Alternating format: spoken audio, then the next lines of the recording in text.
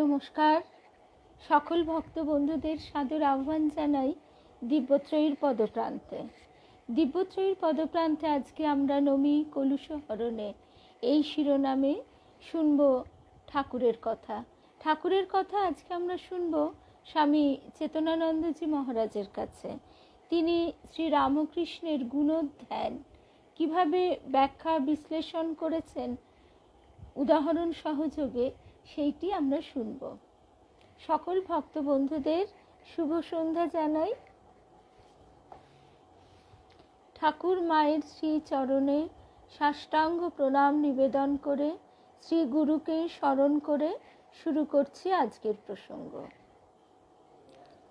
শ্রী রামকৃষ্ণের গুণোধ্যান, সেখানে স্বামী প্রথমে দীপিকা সাহা, কল্যাণী বিশ্বাস, চিনুদি, বিলাসপুরের দিদি, সুনীল দাদা নমস্কার, তাপসী রায়চৌধুরী, শুভ্রা, শর্মিলাদি, নিবেদিতা, কাবেরী, রূপা, সকল ভক্ত বন্ধুদের শুভ সন্ধ্যা জানিয়ে শুরু করছি আজকের প্রসঙ্গ। শ্রী রামকৃষ্ণের গুণোধ্যান স্বামী চেতনানন্দজি মহারাজ কিভাবে ব্যাখ্যা বিশ্লেষণ ও উদাহরণ সহযোগে আমাদের বলছেন, সে কথাই আমরা শুনব। শুভ সন্ধ্যা। ব্রহ্মের রূপও নেই, গুণও নেই, তিনি নিরাকার ও নির্গুণ, কিন্তু ঈশ্বরের রূপ ও গুণ দুই আছে।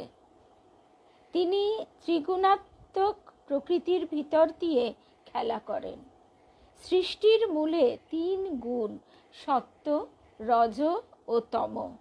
সত্ত্বগুণ নির্মল, প্রকাশ স্বভাব ও সুখদায়ক। রজগুণ চঞ্চলতা, তৃষ্ণা, আসক্তি প্রভৃতি সৃষ্টি করে। আর তমগুণ মলিন, আবরণ স্বভাব ও বাধা স্বরূপ। প্রকৃতিজাত তিন গুণ দ্বারাই সব কাজ হয়। এই জগৎ এই ত্রিগুণাত্মিকা শক্তিরই প্রকাশ। প্রকৃষ্ট রূপে কর্ম করেন বলে প্রকৃতি নাম হয়েছে। মহারাজজি কি অদ্ভুত সুন্দরভাবে আমাদের ব্যাখ্যা করে বুঝিয়ে দিচ্ছেন প্রকৃতি নামটা কেন হয়েছে। আমরা তো এত প্রকৃতির কথাটা উচ্চারণ করি, এত বলি, কিন্তু শব্দের গভীরে আমরা কি প্রবেশ করি? প্রকৃষ্ট রূপে কর্ম করেন বলে প্রকৃতি নাম হয়েছে। ঠাকুর বলছেন যে পুরুষ ও প্রকৃতি, পুরুষ সে নিষ্ক্রিয় আর তারই সক্রিয় প্রকাশ হচ্ছে প্রকৃতি। ঠাকুর বোঝাবার জন্য বলছেন, বাড়িতে কর্তা যেমন চুপ করে বসে থাকে আর গৃহিণী সে সব দিক সামলায়, সব কাজ করে, আর এসে বারে বারে কর্তার কাছে সব কথা বলে যায় আর তিনি তাতে সায় দেন। ঠিক তেমনি পুরুষ ও প্রকৃতির সম্পর্ক। এখানেও আমরা দেখছি সেই নির্গুণ পুরুষ বা নির্গুণ ব্রহ্ম, যার রূপও নেই, গুণও নেই, নিরাকার নির্গুণ, কিন্তু তারই যখন প্রকাশ হচ্ছে, তার খেলা চলছে, সেই খেলা তিন গুণের সমাহার নিয়ে। সৃষ্টির মূলেই রয়েছে এই তিন গুণ, সত্ত্ব, রজ ও তম। সত্ত্বগুণ নির্মল, প্রকাশ স্বভাব ও সুখদায়ক। শুভ সন্ধ্যা কেয়া, শ্রী রুদ্রাণী, রুদ্রাক্ষ, শুভ সন্ধ্যা মিতা, মিনাদি, সংঘমিত্রা, টিঙ্কু, কল্যাণীদি, শুভ সন্ধ্যা। সকল ভক্ত বন্ধুদের শুভ সন্ধ্যা জানাই।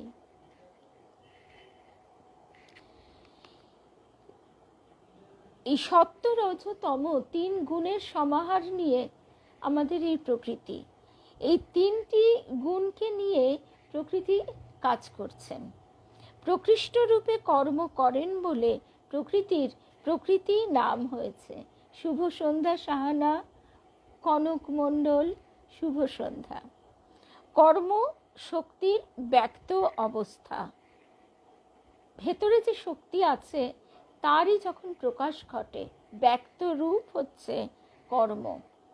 প্রকৃতির 3 গুণ যখন সাম্য অবস্থায় থাকে, প্রকৃতির 3 গুণ যখন সাম্য অবস্থায় থাকে, তখন হয় মহাপ্রলয়। ওই অবস্থায় সৃষ্টি বা কর্ম দেখা যায় না। ওই অব্যক্ত প্রকৃতি হচ্ছে মায়া বা অজ্ঞান। মায়াতে প্রতিবিম্বিত যে চৈতন্য, তিনি ঈশ্বর। ঈশ্বর বিশুদ্ধ সত্য প্রধান বলে মায়া তার দৃষ্টিকে অভিভূত করতে পারে না। মায়া ঈশ্বরের শক্তি, তার বশ। তিনি মায়াধীশ, মায়ার অধীশ্বর তিনি। শক্তিমান ঈশ্বর নিজের শক্তির ওপর দৃষ্টি দিলে মায়ার গুণের সাম্য ভেঙে যায়। তখন ওই 3 গুণের বৈষম্য থেকে অসংখ্য নামরূপ বিশিষ্ট জীব জগৎ তৈরি হয়। ঈশ্বরের কটাক্ষে চৈতন্যের আলোকে চেতয়িত হয়ে ত্রিগুণময় প্রকৃতি জগৎ রচনা করেন। শক্তিমান ঈশ্বর নিজের শক্তির ওপর দৃষ্টি দিলে মায়ার গুণের সাম্য ভেঙে যায়। অর্থাৎ সত্য, রজ, তম এই 3 গুণ যখন সাম্য অবস্থায় ছিল, সেইটি চঞ্চল হয়ে যায়। তখন ওই গুণের বৈষম্য থেকে নামরূপ বিশিষ্ট, আমরা এই নামরূপের জগতেই বাস করি। শুভ সন্ধ্যা দোলন, কুমকুমদি, শুভ্রাদি, শুভ সন্ধ্যা। আমরা এই নামরূপের জগতে বাস করি। আর আমরা অখণ্ডের ঘর, এই কথাটা শুনি স্বামীজিকে ঠাকুর অখণ্ডের ঘর হতে নিয়ে এসেছিলেন। এই নামরূপের জগৎ পার হয়ে অখণ্ডের ঘর, সেই অনুভূতি কেমন, সেটা কিন্তু আমাদের নেই। স্বামী চেতনানন্দজি মহারাজ বিশ্লেষণ, শুভ সন্ধ্যা মধুরিমাদি বিশ্লেষণ করে বলছেন, শক্তিমান ঈশ্বর নিজের শক্তির উপর দৃষ্টি দিলে মায়ার গুণের সাম্য ভেঙে যায়। তখন ওই 3 গুণের বৈষম্য থেকে অসংখ্য নামরূপ বিশিষ্ট জীব জগৎ তৈরি হয়। ঈশ্বরের কটাক্ষে চৈতন্যের আলোকে চেতয়িত হয়ে ত্রিগুণময় প্রকৃতি জগৎ রচনা করেন। জগৎ বলতে যা বোঝায় তা ত্রিগুণেরই খেলা। জগতের সব কর্ম এই 3 গুণের দ্বারাই চলছে। মানব জীবনের লক্ষ্য গুণাতীত অবস্থা লাভ করা। গীতার 4th অধ্যায়ে শ্রীকৃষ্ণ গুণাতীতের লক্ষণ বর্ণনা করেছেন। এই গুণাতীত অবস্থা যদি কেউ লাভ করে, তার তখন জীবনমুক্ত অবস্থা হয়। কারণ তখন তার কাছে মায়ার যে খেলাটা, সেটা পরিস্ফুট হয়ে যায়।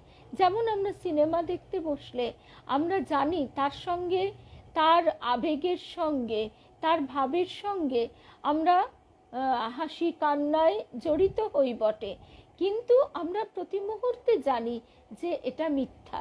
জীবনমুক্ত অবস্থা যার হয়েছে, তারও কিন্তু জগতের প্রতি সেই দৃষ্টিভঙ্গি। এটা মুখে বলা সহজ, কিন্তু অবশ্যই এটা নিজের জীবনে সাধন করে প্রতিষ্ঠিত করা রীতিমতো আয়াসসাধ্য তো বটেই, সর্বোপরি কৃপা সাপেক্ষ। তার কৃপা না হলে সেই অবস্থায় আমরা যেতে পারি না। তবে এবার একটা অবতার লীলার বিশেষ বৈশিষ্ট্য, যে মহামায়া স্বয়ং মা রূপে জগৎকে আশ্রয় দিয়েছেন। মহামায়া জগৎকে যে মা রূপে আশ্রয় দিয়েছেন, সে কথা তিনি কিভাবে বলছেন? তিনি বলছেন, তোমাকে আর কিচ্ছু জানতে হবে না, জ্ঞান চচ্চড়ি করতে হবে না, শুধু জানো আমি মা, তুমি সন্তান। এইটি ঠিক ঠিক বোধ হলে তখন আমাদের ভিতরের যে আশঙ্কা, যে ভীতি, যে উদ্বেগ, এইগুলি লুপ্ত হয়। যার যতটা বিশ্বাস দৃঢ় হয়েছে, যার যতটা বিশ্বাস ঘনীভূত হয়েছে, সে ততটাই সেই শান্তির দিকে এগিয়ে গেছে।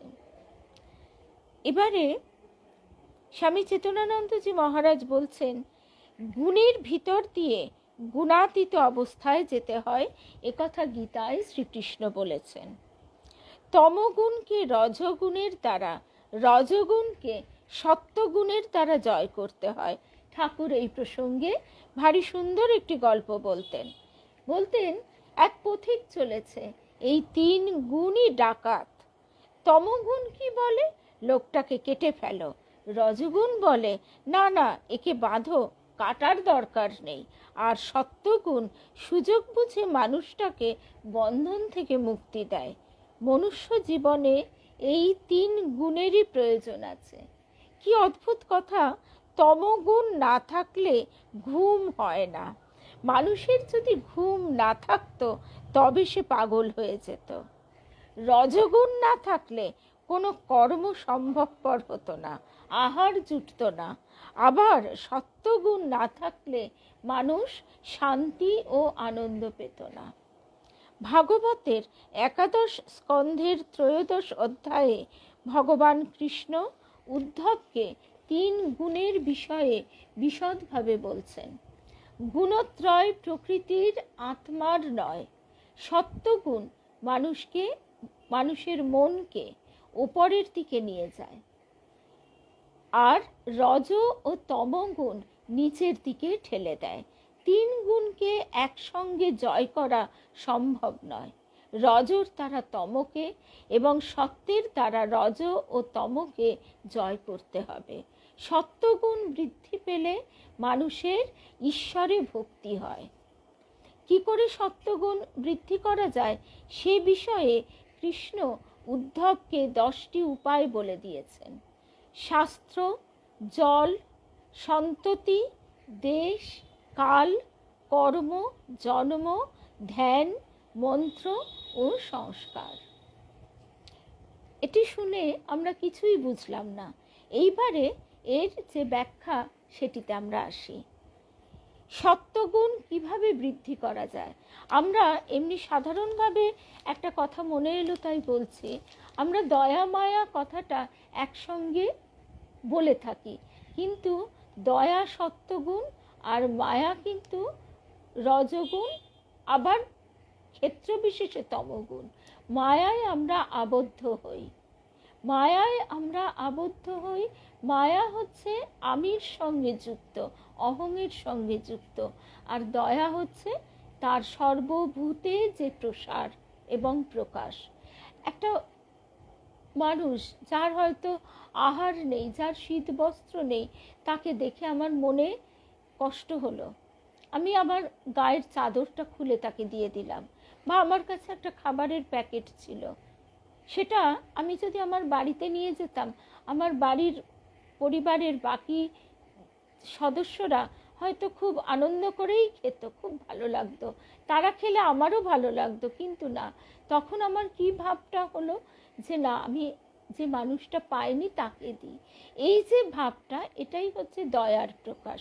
আর মায়া হচ্ছে ক্ষুদ্র, সীমাবদ্ধ, আমিত্বের সঙ্গে যুক্ত। এইবার মহারাজজি যে ব্যাখ্যাটি দিচ্ছেন যে সত্যগুণ কিভাবে বৃদ্ধি করা যায় সে বিষয়ে কৃষ্ণ উদ্ধবকে 10টি উপায় বলেছেন।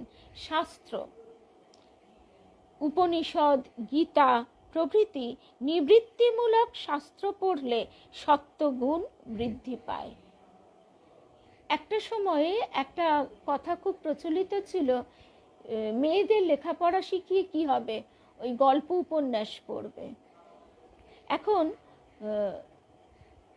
এটা ঠিক, আমাদের সমাজে জগতে সবাই একভাবে চলবে না, সবাই সত্যগুণের দ্বারা প্রভাবিত হবে না, এটা ঠিক। কিন্তু আমরা নিজেদের জীবনটাই যদি পর্যবেক্ষণ করি তাহলে দেখতে পাই একটা সময় আমাদের ভোগমূলক বই পড়তে কিন্তু বেশি ভালো লাগতো বা বেশ ভালো লাগতো। যেহেতু আমার সৌভাগ্যক্রমে আমি সব রকম বইয়ের সান্নিধ্য পেয়েছি, তাই আধ্যাত্মিক ভাবমূলক বইও যতটা পড়বার ইচ্ছা হয়েছে, আবার ঠিক তার পাশাপাশি সমান্তরালভাবে ভাবে ভোগমূলক সাহিত্য পড়বার দিকেও কিন্তু মন রীতিমতো আকৃষ্ট হয়েছে। কিন্তু একটা সময়ের পর থেকে সম্পূর্ণরূপে সেই বইগুলির প্রতি, মানে সেই ভাবের প্রতি বিতৃষ্ণা জেগেছে। তার কারণ হচ্ছে সেই ভোগমূলক সাহিত্য আমাদেরই কামনা বাসনার প্রতিফলন মাত্র। সেই জন্য কৃষ্ণ যে 10টি উপায় উদ্ধবকে বলছেন, তার মধ্যে প্রথম উপায় হচ্ছে উপনিষদ, গীতা প্রভৃতি নিবৃত্তিমূলক শাস্ত্র পড়লে সত্ত্বগুণ বৃদ্ধি পায়। এবং তার সঙ্গে আরও একটি উপায়, যেটি আমাদের গুরুদেব দেবী মায়ের কাছে সবসময় শুনেছি, যে অবতারের যে লীলা অনুধ্যান করা। অবতারের লীলা অনুধ্যানও এক প্রকার এই মূল শাস্ত্রেরই সহজ সরল রূপ, যেটা মানে জীবনে প্রতিফলিত হয়েছে। আমরা যদি মায়ের কথা নিত্য নিয়মিত পড়তে থাকি, আমাদের ভেতর রূপান্তর আসতে বাধ্য। আমরা যত সজাগ সতর্কভাবে সেটি বিশ্লেষণ করব, নিজের মনকে সৎ অসৎ বিচার করব, ততই আমাদের ভিতর সেই রূপান্তরটি দ্রুত হবে।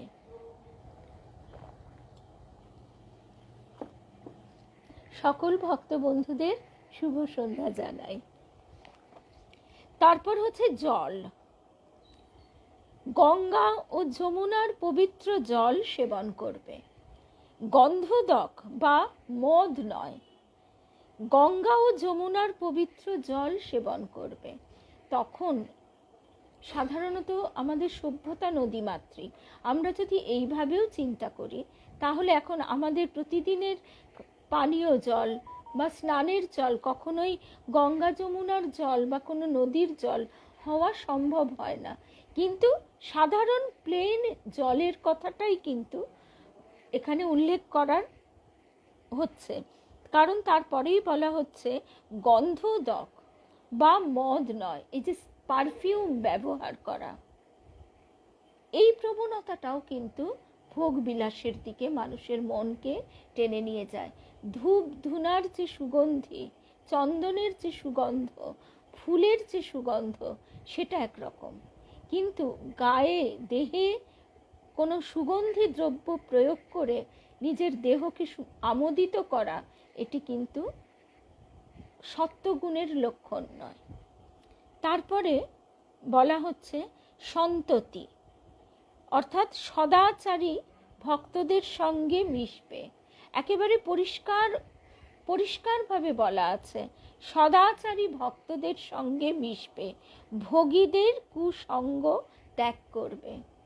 আমরা যদি নিজেরাই এগুলো বুঝতে পারি, আমরা যদি এমন একটা জায়গায় যাই যেখানে শুধু রান্না খাওয়ার গল্প চলছে, শুধু শাড়ি গয়নার গল্প চলছে, আমাদের হয় মন বিক্ষিপ্ত হবে, নয় মন অত্যন্ত ব্যথিত হবে, কারণ সেখানে সে তার সমভাবের কোনো তরঙ্গ পাবে না। কিন্তু সেই জায়গায় আমরা যদি ঈশ্বরীয় কথা আলোচনা হচ্ছে সেই জায়গায় যাই, সেখানে আমাদের মনের ভাবের অদ্ভুত পরিবর্তন ঘটবে। তারপর হচ্ছে দেশ, অর্থাৎ নির্জন তীর্থক্ষেত্রে বাস করবে, বিলাসী ভোগীদের সঙ্গে থাকবে না। আমরা বেড়াতে গেলে বহু সময় আমাদের মধ্যে একটা প্রবণতা থাকে যে কতটা বিলাস ব্যসনে ডুবে যাওয়া যায়, কত মানে তীর্থ পরিক্রমা, পরিব্রাজন, এইগুলি কিন্তু বরাবরই আমাদের শাস্ত্রসম্মত। কিন্তু তার সঙ্গে এখন আমাদের যে ধরনের একটা বেড়ানোর প্রচলন, দুটির মধ্যে আকাশ পাতাল তফাৎ। সেখানে সেই তীর্থ দর্শন বা সেই জায়গাটি সম্বন্ধে চেনা জানার যে ইচ্ছা, সেটি হয় প্রধান। আর আরেকটি ভ্রমণ কীরকম হয়, সেখানে গিয়ে আমরা সেই এনজয় করব, সেই জায়গাটিতে থেকে আমরা বিলাস ব্যসনে ডুব দেব, মদ্যপান, তারপর ওই সুইমিং পুল ইত্যাদি ইত্যাদি নানা রকমের যে সমস্ত বিষয়বস্তুগুলি আছে। এখানে শ্রীকৃষ্ণ বলছেন নির্জন তীর্থক্ষেত্রে বাস করবে, বিলাসী ভোগীদের সঙ্গে থাকবে না। তারপর হচ্ছে কাল। ব্রাহ্ম মুহূর্তে বা সন্ধ্যায় সাধন করবে, অন্য সময়ে ভোগীরা কর্মে ও ভোগে মত্ত থাকে। ব্রাহ্ম মুহূর্ত এবং সন্ধ্যা এই সময়টিতে ঠাকুরও বিশেষভাবে বলতেন যে দিন যাচ্ছে রাত্রি আসছে, বা রাত্রি চলে যাচ্ছে দিন আসছে। এই যে এক একটা সন্ধিক্ষণ, এই সন্ধিক্ষণে প্রকৃতির মধ্যে একটা সাম্য অবস্থার সৃষ্টি হয়, প্রকৃতির মধ্যে একটা শান্ত ভাব প্রবাহিত হয়। তারপর হচ্ছে কাল, কালের কথাটা তো শুনলাম। এরপর হচ্ছে কর্ম। নিত্য সন্ধ্যা বন্দনাদি কর্ম করবে, কাম্য অভিচারাদি কর্ম করবে না। অর্থাৎ যে কাজ করলে আমাদের কর্ম প্রবৃত্তি বৃদ্ধি পায়, যে কাজ করলে আমাদের ভিতরে কর্ম উন্মত্ততা সৃষ্টি হয়, সেটি করবে না। যেমন প্রত্যেকটা কাজই কর্ম। বসে বসে আমাদের দেবী মাই কথাটি বলতেন, তুমি ঘরে বসে তার চিন্তা করছো, এটি কর্ম, এটি সত্য গুণাত্মক কর্ম। আবার প্রচুর দৌড়ঝাঁপ করে তুমি কোথাও একটা গেলে কিছুক্ষণের জন্য, আবার সেখানে খানিক পাঁচজনের সঙ্গে হইচই দেখা সাক্ষাৎ করলে, হয়তো তুমি সেটা বলছো যে কোনো মন্দিরেই গেছো, আবার সেখান থেকে ফিরে এলে ক্লান্ত হয়ে তোমার নিত্যদিনের কাজগুলো হুড়মুড় করে করলে, করে যখন তুমি চুপ করে তার কথা চিন্তা করবার জন্য বসলে, তখন দেখলে যে তোমার সেই মনোযোগটি আর সেইভাবে দৃঢ় হচ্ছে না, তখন ক্লান্তি এসে তোমায় গ্রাস করছে। সেই জন্য এখানে বারবার বলা হচ্ছে নিত্য সন্ধ্যা বন্দনাদি কর্ম করবে, কাম্য অভিচারাদি কর্ম করবে না। তারপর হচ্ছে জন্ম। জননী গর্ভ থেকে দেহের জন্ম হয়, কিন্তু প্রকৃত আধ্যাত্মিক জন্ম হয় দীক্ষাকালে। ঈশ্বর লাভের জন্য দীক্ষা নেবে, অন্য কোনো বাসনা পূরণের জন্য নয়। অর্থাৎ দীক্ষা লাভ করলে আমার সাংসারিক সুখ লাভ হবে, আমার সংসারে শান্তি আসবে, বা আমার পাপের ভাগ কমবে, এই ধরনের কোনো কামনা জনিত কারণ যেন না থাকে। দীক্ষা মানে তার নামের সঙ্গে যুক্ত হওয়া। এবং দীক্ষা লাভের পর এই অবস্থাটার কতটা পরিবর্তন হয়, সেই প্রসঙ্গে আমাদের গুরুদেব কি বলছেন যদি একটু শোনা যায়। একটু সময় নিচ্ছি বার করবার জন্য।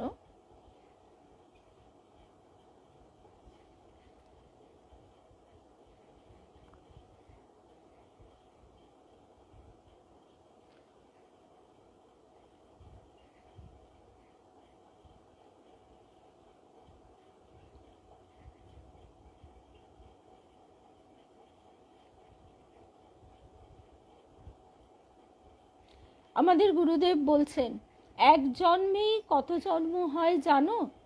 প্রথম জন্মের পর, অর্থাৎ জননী গর্ভ থেকে ধরণীতে যখন দেহটি পড়ল, দেহটি ধরণীর ধুলায় নেমে এলো, তখন প্রথম জন্ম, সেটা তো আমাদের জন্ম।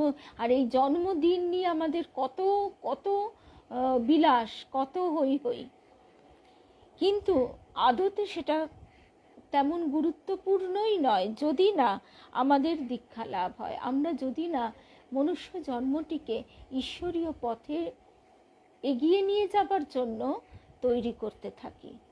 ঈশ্বরীয় পথে এগিয়ে নিয়ে যাবার জন্য আমাদের এই জন্মটিকে যদি ব্যবহার না করতে পারি, তাহলে ওই কলুর চোখ বাঁধা বলদের মতো একটা জন্ম আমাদের শুধু ঘুরপাক খেয়েই কেটে যায়। গুরুদেব বলছেন, প্রথম জন্মের পর দীক্ষায় দ্বিতীয় জন্ম, নাম জপ মন্ত্রে রুচি এলে তৃতীয় জন্ম। অর্থাৎ তখন আর করতে হবে, করছি, এটা আমার একটা বাধা ধরা কাজ, এইভাবে নয়।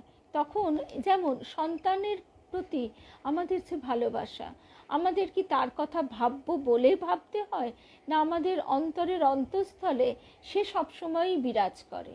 ঠিক তেমনি যখন নাম জপ, মন্ত্রে রুচি একেবারে ভিতরে গভীরভাবে জড়িত হয়ে যাবে, তখন তৃতীয় জন্ম, বীজ মন্ত্রের রূপ দেখতে পাওয়া চতুর্থ জন্ম। তারপর গুরু ও ইষ্টের সঙ্গে অন্তরঙ্গতা। তুমি আছো তাই আমি আছি, তুমি নেই তো আমিও নেই, পূর্ণ নিঃস্ব হওয়া। আমার বলিতে কিছু নাই, শ্যামের হয়েছি তাই, সেটাই পঞ্চম জন্ম। শ্রী রাধিকার ভাব। শ্রী গুরুদেব শ্রী শ্রী তারক ব্রহ্ম তারাদাস বলছেন, কর্মের মধ্যে দিয়ে অনেক জন্ম কাটানো যায়। সদ্গুরু যখন হাত ধরেন, তুমি যেমন যেমন পারো মনকে তৈরি করতে থাকো, নিজেই নিজের নানান জন্ম কাটাতে পারবে। এই জন্মেই আমরা যেন নিজেদের প্রস্তুত করতে পারি, বলছেন গুরুদেব। সেই রবি ঠাকুরের একটা গান আছে না, এই জন্মে ঘটালে মোর জন্ম জন্মান্তর, সুন্দর হে সুন্দর। এগুলি কিন্তু শুধুই গান নয়, এগুলির মধ্যে যে কত জীবনের গভীর কথা লুকিয়ে আছে সেটা আমরা নিজেরাই একটু একটু করে বুঝতে পারি। তারপর হচ্ছে ধ্যান। ভগবানের ধ্যান করবে, কাম কাঞ্চনের নয়। এই ধ্যান প্রসঙ্গে আমরা শুনছিলাম অযাচকের ধ্যান বইটি থেকে। সেখানে তিনি আরও ব্যাখ্যা করেছেন। যেমন কেউ আমাকে একটা কটু কথা বলল, কি বাড়িতে হয়তো আমার কারোর সঙ্গে মনোমালিন্য হলো, বা কেউ আমাকে আঘাত দিল, আমি সারাদিন সেই কথাই চিন্তা করে যাচ্ছি, সেটাও ধ্যান হচ্ছে। তাহলে সেটা হচ্ছে সংসারের ধ্যান।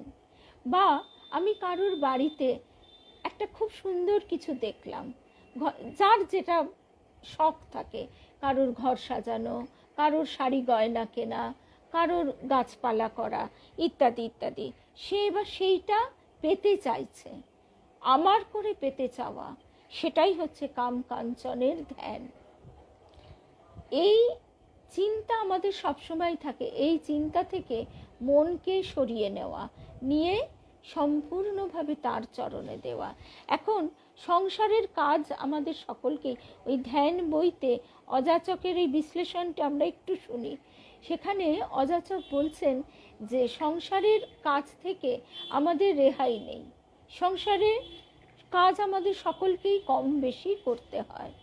এখন তার কৃপা হলে তিনি কাজটা ক্রমশ কমিয়ে দেন, তাকে চিন্তা করবার সময়টা বাড়িয়ে দেন, কিন্তু সেই সময়টা যেন তমগুণ এসে আচ্ছন্ন না করে।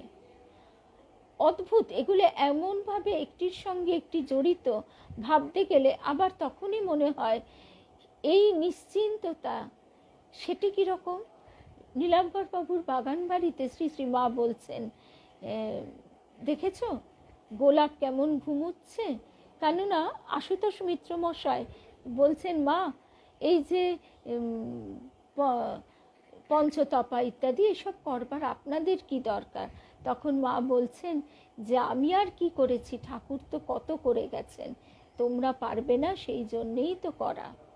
এই যে দেখছো গোলাপ কেমন নাক ডাকিয়ে ঘুমুচ্ছে, অর্থাৎ সেই ভাবটা, যার সংসারের কোনো কিছুতেই কোনো উদ্বেগ নেই, কোনো ঝঞ্ঝাট নেই, দায় দায়িত্ব নেই, ঠিক একটি শিশুর মতো।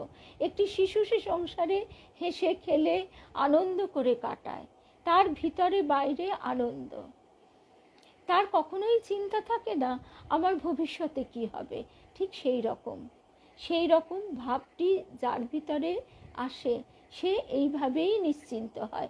এখন ত্রিগুণাত্মিকা জগতে তমগুণ তো থাকবেই, কিন্তু তার ভিতরে সেই তমগুণের প্রকাশ এইভাবে। লাটু মহারাজও খুব ঘুমোতে ভালোবাসতেন, যদিও ঠাকুর তাকে ডেকে ডেকে তুলতেন, বলছেন যদি এত ঘুমোবি তাহলে সাধন ভজন করবি কখন। এখন বর্তমানে বহু মানুষের এই যে একটা ঘুমের ব্যাঘাত, ঘুমের অশান্তি কেন হয়? এই উদ্বেগ, টেনশন থেকে। আবার এই যে আমরা শুনি বা পড়ছি যে তার উপর নির্ভর করে থাকা। এটা মুখে যতটা বলা সহজ, কাজে করতে গেলে কিন্তু দেখা যায় মোটেই সেটা ততটা সহজ হয় না। নিরন্তর অভ্যাস এবং আমাদের গুরুদেবের যে কথাটি, তুমি একবারে পারছো না, একটু একটু করে করো, একটু একটু করে দাও, একটু একটু করে ছাড়ো, করতে করতে খুচরো হয়ে চলতে চলতে একদিন টাকা হয়ে যাবে। এই যে কথাগুলি আমরা চেষ্টাটা যদি শুরু করে দিই, তাহলে দেখা যাবে ঠিক কিছু পথ আমরা চলে গেছি। কখন চলে গেছি, কতটা এগিয়ে গেছি, দেখব যখন নিজেরাই অবাক হয়ে যাব। তো সেই জন্যে এই যে ধ্যানের প্রসঙ্গে যে কথা আমরা শুনছিলাম, ভগবানের ধ্যান করবে। সেদিন এই গতকালই যেমন আসলে সবাই যারাই ঈশ্বরীয় পথে এগোচ্ছেন, চলছেন, প্রত্যেকেই তাদের নিজের নিজের অনুভূতির কথাটা বলেন। এবং অনেক সময় কি হয়, আমরা সেই কথাগুলির মধ্যে, কেননা বাক্য দ্বারা মনের একটা ভাব প্রকাশ করা যায় বটে, কিন্তু বহু সময় দেখা যায়, বিশেষ করে এই ব্যাপারটি মাদার, পণ্ডিচেরির মা Sri Aurobindo and the mother, মা এই কথাটি, পণ্ডিচেরির মা এটি বলতেন, আমরা যখন কথা বলতে চাই তখন বহু সময় সেই কথার অরণ্যে আমরা হারিয়ে যাই, মনের ঠিক ঠিক ভাবটা যেন প্রকাশ করতে পারি না।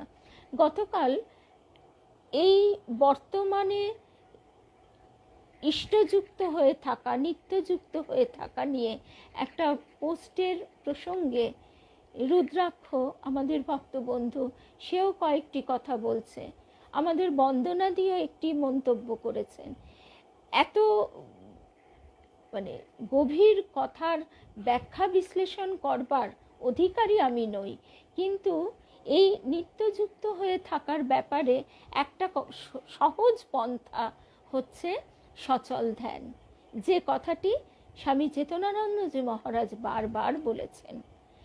অর্থাৎ এটা আমাদের গুরুদেব আরেকটু অন্যভাবে বলেছেন একই কথা, যে এখন তার লীলা অনুধ্যান করতে করতে আমরা উত্তীর্ণ হয়ে যাই। আমরা যদি প্রতিদিন 1 ঘন্টা 1 ঘন্টা 2 ঘন্টা করে কথামৃত পড়ি, 2 ঘন্টা আমরা কপাতা পড়লাম সেটা নয়, হয়তো কটা লাইন মাত্র পড়লাম, কিন্তু ওই সময় আমি ঠাকুরের সান্নিধ্যে একেবারে যেন তার চরণ দুটি আমার কোলের ওপর, আমি ঠাকুর ছোট খাটটিতে বসে আছে, আমি মাটিতে বসে আছি, তার চরণে আমি তুলসী চন্দন ফুল দিয়ে সাজাচ্ছি।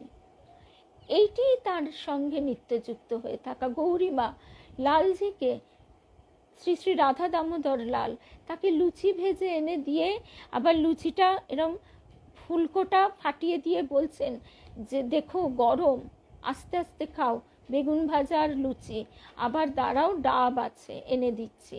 আর দুর্গা মাকে বলছেন বাতাস কর, খাবারেও বাতাস দিবি, তার দেহেও বাতাস দিবি। দুর্গা মা তখন বালিকা, তিনি অবাক হয়ে দেখছিস না? আবার গৌরীমা বলছেন গায়ে কেমন বিন্দু বিন্দু ঘাম। দুর্গা মা বলছেন আমি তো কিছুই দেখতে পাচ্ছিও না, বুঝতেও পারছি না। অবশ্যই কিন্তু এই ভাবটি আমরা যত নিজেদের ভিতরে রোমন্থন করব, বা এই ভাবটি যত বেশি ওই নার্চার করা, কথাটাই মনে আসছে বারবার বারবার, যত আমরা এটাকে সুন্দরভাবে আমাদের ভিতরে পরিপুষ্ট করব, ততই কিন্তু এই তার সঙ্গে নিত্যযুক্ত থাকা। তার কাছে থাকা মানে কি? তার কাছে প্রার্থনা করা মনে তো হয় না, তার সান্নিধ্য সুখটা অনুভব করা, তার সান্নিধ্যে আনন্দ পাওয়া। এখন বন্দনাদি যে কথাটি বলছে, এই কথাটি আমার ছোট পিসিও বলতো, যে সবসময় তো আমরা তাতে ডুবে আছি, আবার তার কথা আলাদা করে কি বলবো, কি ভাববো। এখন এই অবস্থাটা তো মহা সাধকের অবস্থা, সেখানে দেখতে হবে যেন আমাদের মনের ঘরে চুরি না হয়, মানে ভাবের ঘরে চুরি না হয়। কথাটা বলাটা যতটা সহজ, প্রতি মুহূর্তে সেই অবস্থায় অবস্থান করাটা ততটাই কঠিন। এই জন্য এই বিষয় নিয়ে তর্ক বা আলোচনা করা সবসময় বুঝি ফ্রুটফুল নয়। নিজের ভাবটি নিয়ে এগিয়ে চলা, নিজের ভাবটি নিয়ে যতই আমরা এই বিষয়ে আমাদের গুরুদেব দেবীমা আরেকটি কথা বলতেন, তুমি আর কিছু না পারো তার মুখের দিকে চেয়ে থাকো, তিনি অনন্ত ভাবময়, তিনি তোমার মনের ভিতরে ভাব তরঙ্গ সৃষ্টি করবেন, তিনি তোমাকে ভাব দেবেন, সেই ভাবের ভিতর দিয়েই ভক্তের তার সান্নিধ্য লাভ এবং সেই এগিয়ে চলা। তারপরে হচ্ছে মন্ত্র, ওম বা প্রণবী শ্রেষ্ঠ মন্ত্র, এই মন্ত্র অভ্যাস করবে, অভিচারাদি ধ্বংসাত্মক মন্ত্র অভ্যাস করবে না, অর্থাৎ কোনো কামনামূলক মন্ত্র, সিদ্ধাই পাওয়ার জন্য কোনো মন্ত্র অভ্যাস করবে না। তারপর হচ্ছে সংস্কার, দেহ ও মন শুদ্ধ করে আধ্যাত্মিক সংস্কার জাগাবে, মন যাতে ভগবানমুখী হয় সেই সংস্কার অভ্যাস করলে কুসংস্কার আস্তে আস্তে বিলীন হবে। দেহ ও মন শুদ্ধ করবার জন্য শুদ্ধ আহার গ্রহণ, আহার বলতে শুধুমাত্র মুখে আমরা যা খাই তা নয়, ছোঁয়াছুঁই, তারপরে কি আমিষ নিরামিষ ইত্যাদি ইত্যাদি নয়, যার যেটা খাদ্য, যে যেটা খেয়ে অভ্যস্ত তার সেটাই খাওয়া, কিন্তু একেবারে গলায় গলায় খাওয়া নয়, পরিমিত আহার। এবং যে কোনো এই যে বলছে দেহ ও মন শুদ্ধ করে আধ্যাত্মিক সংস্কার জাগাবে, এবার দেহ আমরা যা কিছু গ্রহণ করি তাই তো আহার, চোখে আমাদের কুদৃশ্য দেখার প্রয়োজন নেই, কুকথা শোনার প্রয়োজন নেই, এইভাবে আমরা যত নিজেদের সংযত জীবনের মধ্যে বেঁধে ফেলতে পারবো ততই আমাদের আধ্যাত্মিক সংস্কার দৃঢ় থেকে দৃঢ়তর হবে। এইখানে সংস্কারের ব্যাপারে বিশেষ গুরুত্ব দেওয়া হচ্ছে। শাস্ত্র বলেন সত্যগুণ দ্বিবিধ, রাগাত্মক ও উপশমাত্মক। রাগাত্মক সত্য কি? মানুষের ধর্ম বৃদ্ধি হয়, আর উপশমাত্মক সত্যগুণ কি? জ্ঞান এনে দেয়। তখন আমার গুরুদেব বলেছিলেন একদিন যে এরপর আমি আর থাকবো না, তখন আমি হাউমাউ করে উঠেছিলাম। তখন গুরুদেব বলেছিলেন, আমি বলেছিলাম তাহলে আমাকে কে বলে দেবে? এই সব কথাই গুরুদেবকে গিয়ে জিজ্ঞেস করতাম, সব কথাই কে বলে দেবে? গুরুদেব বলেছিলেন মনই শেষে গুরু হবে। এখন আমরা যত নীরবতার মধ্যে থাকতে পারবো, বাস করতে পারবো, ততই আমাদের মন একেবারে সেই ঘনীভূত, ঠাকুরের এই উপমাটি অপূর্ব, রোদ সূর্যের আলো তো চারিদিকে ছড়িয়ে আছে, অথচ আতশ কাচের মধ্যে দিয়ে যখন তা ঘনীভূত হয় তখন তা তলার কাগজকে পুড়িয়ে দেয়। সুতরাং আমরা যত নীরব হব আমাদের মনের শক্তিও তত বৃদ্ধি পাবে। শ্রীরামকৃষ্ণের ভাষায় কাঁটা দিয়ে কাঁটা তুলে উভয় কাঁটা ফেলে দাও। ভক্ত কিভাবে গুণাতীত হন? ভক্তেরা অনন্যভাবে ভগবানকে আশ্রয় করে তার নাম রূপ গুণ লীলা চিন্তাতে মগ্ন হয়ে যান। ওই আমাদের গুরুদেবেরও একই কথা, তার লীলা অনুধ্যান করতে করতে তার সঙ্গে নিত্যযুক্ত হয়ে যাওয়া। ভগবানের সেবাই তাদের একমাত্র সম্বল হয়। ভগবান মুক্তি দিলেও তা গ্রহণ করেন না, ফলে ভগবান তাদের সব ভার গ্রহণ করেন। শ্রীরামকৃষ্ণ বলতেন, যে যার ধ্যান করে সে তার সত্তা পায়। তেলাপোকা আরশোলার কথা ভাবতে ভাবতে আরশোলা হয়ে গেছে। আমরা অনেক সময় গুরু সান্নিধ্য বলতে তার স্থূল সান্নিধ্যকে বলি। অনেকে ভাবি যে আমি তো বেশি গুরুর সঙ্গ করতে পারিনি, একেবারেই তা নয়। যত আমরা গুরুর কথা চিন্তা করব তত আমরা গুরু সান্নিধ্য লাভ করব। যত আমরা অন্তরে গুরুকে ধ্যান করব, আমাদের হৃদয়ের মধ্যে তাকে দেখতে পাবো, ততই আমাদের গুরু সান্নিধ্য গভীর থেকে গভীরতর হবে। ইয়াদৃশী ভাবনা ইয়স্য সিদ্ধির ভবতি তাদৃশী, যে যেরূপ ভাবনা করে তার সেই মতো সিদ্ধি হয়। শাস্ত্রে ধ্যানের বিভিন্ন উপদেশ আছে। আমরা ঠিক ধ্যান বলতে কি বোঝায় সেটাই না বুঝে ভীষণ ধস্তাধস্তি শুরু করে দিই। না, ধ্যান খুব আনন্দময় একটা উপায়, একটা স্টেট অফ মাইন্ড। আমরা যে বিষয়ী সে বিষয়ের ধ্যান করে, যে ভোগী সে ভোগের ধ্যান করে। ঠিক সেই রকম রূপের ধ্যান, অঙ্গের ধ্যান, গুণের ধ্যান, বাণীর ধ্যান, শাস্ত্রের ধ্যান, লীলার ধ্যান, লীলা স্থানের ধ্যান প্রভৃতির। সেদিন সত্যি কথা জামাপুকুরে গিয়ে তার ওই কিশোর গদাধর এবং সেই সময়ে সেই কিশোর গদাধরের যে ভাব, সেটি মানে একেবারে তিনি কৃপা করে পরিপূর্ণরূপে ভর্তি করে দিয়েছিলেন ভিতরটা। এবার সেই অনুরণনটাই রয়ে গেছে, সেটাই চলছে, সেই ভাবনাটাই। কামারপুকুর জয়রামবাটি এখন গিয়ে যেটা দেখছি হই হুল্লোড়, চারিদিকে বিল্ডিং ইত্যাদি ইত্যাদি, ওরকম নয়। নিভৃত জয়রামবাটি, যেখানে মা কত কষ্ট পাচ্ছেন, গ্রামের মানুষরা মাকে কত অকথা কুকথা বলছে, স্বামী পাগল, স্বামী একটা বিয়ে হলো, একটা ঘর সংসার হলো না, একটা সন্তানাদি হলো না, সেই দুঃখিনী মা, সীতার মতো দুঃখিনী, শুধুমাত্র ভানু পিসি তার সঙ্গী। এই ভাবগুলি নিয়ে আমরা যদি চুপটি করে বসি, তাহলে সেটি আরেক রকম লীলাস্থানের ধ্যান। ঈশ্বর যখন মনুষ্যরূপী অবতার হয়ে আসেন, তখন তার উপর মানুষ বিভিন্নভাবে ধ্যান করে আনন্দ পায়। এই যেমন ওই গানটির কথাই, সেই কদিন এই দোলনের জন্মদিন ছিল, পুরনো গানগুলো আমি যখন আবার ফিরে ফিরে পোস্ট করছিলাম, তুলসী দাসের ওই গানটি শ্যামসুন্দরকে দোলন শোনাচ্ছে, তো লতা মঙ্গেশকরের কণ্ঠেও আছে, অপূর্ব। মানে গানটি যেই গায় অপূর্ব, ঠুমকা চলতে রামচন্দ্র, এটিও কিন্তু তুলসী দাসের অপূর্ব একটি লীলাধ্যান। ছোট্ট রামচন্দ্র, তিনি টলমল পায়ে যাচ্ছেন, যেতে যেতে পড়ে পড়ে যাচ্ছে, মা কৌশল্যা দৌড়ে গিয়ে পিছন থেকে কোলে করে তুলছে।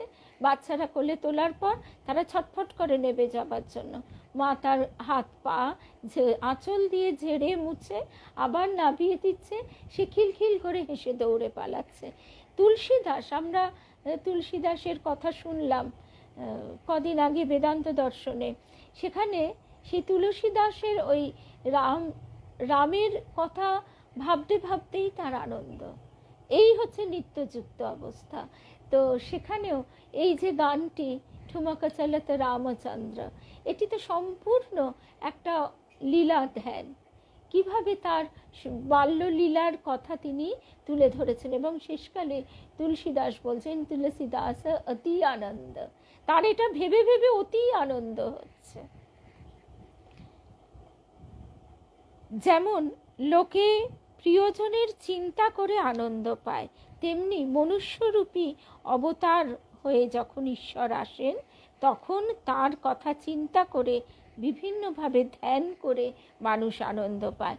আমরা ভাগবতেও পাই যে সব ব্রজের রমণীরা তারা গৃহকর্ম করছেন আর সঙ্গে ওই কৃষ্ণের গোপালের গান গেয়ে চলেছেন।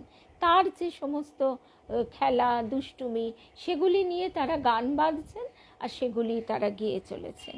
সাধারণত মানুষ রূপের ধ্যান করে, কারণ তা স্থূল ও সহজ। ওই যে আমরা নাম রূপের জগতে বাস করি, আমরা কারোর নাম করলে তার দেহটাই মনে পড়ে, তার মুখটাই মনে পড়ে।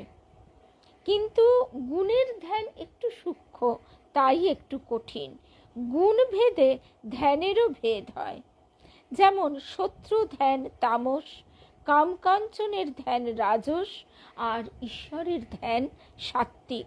তামসিক ধ্যানে ঈর্ষা ও ক্রোধ মনকে ছেয়ে ফেলে। শত্রু বা বিরোধী ব্যক্তির প্রতি ক্রোধ, প্রতিশোধ নেওয়ার চিন্তা চলতে থাকে, আর সময় হু হু করে কেটে যায়। স্বামী চেতনানন্দজি মহারাজ বলছেন, তেমনি কামুক ও ভোগী ব্যক্তি কাম্য বস্তুর চিন্তায়, অর্থলোভী অর্থচিন্তায় মন একেবারে মশগুল করে রাখে। অহংকারী ব্যক্তি সে ধ্যান করে কিভাবে নাম যশ লাভ হবে, তার জন্য দিন রাত সে চিন্তা করে। এই জন্যই বলা হয় ছাত্রানাং অধ্যয়নং তপঃ। অর্থাৎ ছাত্রাবস্থায় সে যা পাঠ্য সেটি নিয়েই সে ধ্যান করবে, চিন্তা করবে। তার মনের বেশিরভাগ শক্তি সে সেই দিকে ব্যয় করবে।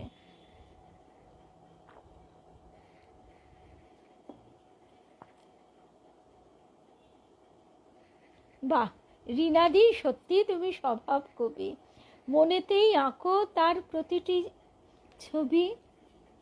বোন তুমি যে অর্পিতা, মনটি তারে করে দাও অর্পণ। খুব সুন্দর। মায়ার আচ্ছা, তারপরে কি, এরা সবাই এক প্রকারের ধ্যানী। অর্থাৎ আমরা সবসময়ই কিছু না কিছু তো চিন্তা করেই চলেছি। মায়ার উপর ধ্যান করে তারা মায়াতে বদ্ধ হয় ও কষ্ট পায়। আর যারা মুক্তিকামী তারা ঈশ্বরের ধ্যান করে মায়ার বন্ধন থেকে নিষ্কৃতি পায় এবং অপার আনন্দের অধিকারী হয়। সুতরাং তার ধ্যান করবার সবচেয়ে সহজ উপায় তার লীলা কথা শ্রবণ ও পঠন। আমরা হয়তো 1 ঘন্টায় 4টে লাইন পড়লাম, কিন্তু তার সান্নিধ্য লাভে মন পরিপূর্ণ হয়ে গেল। আর হচ্ছে কিছুই না, শুধু তার মুখের দিকে চেয়ে থাকা। তিনি মনের ভেতর তার ভাবে পরিপূর্ণ করে দেবেন। শূন্য করিয়া রাখ তোর বাঁশি, বাজাবার যিনি বাজাবে না আসি, তিনি ভেতরটা পূর্ণ করে দেবেন। জয় রাম কৃষ্ণ, জয় রাম কৃষ্ণ, জয়।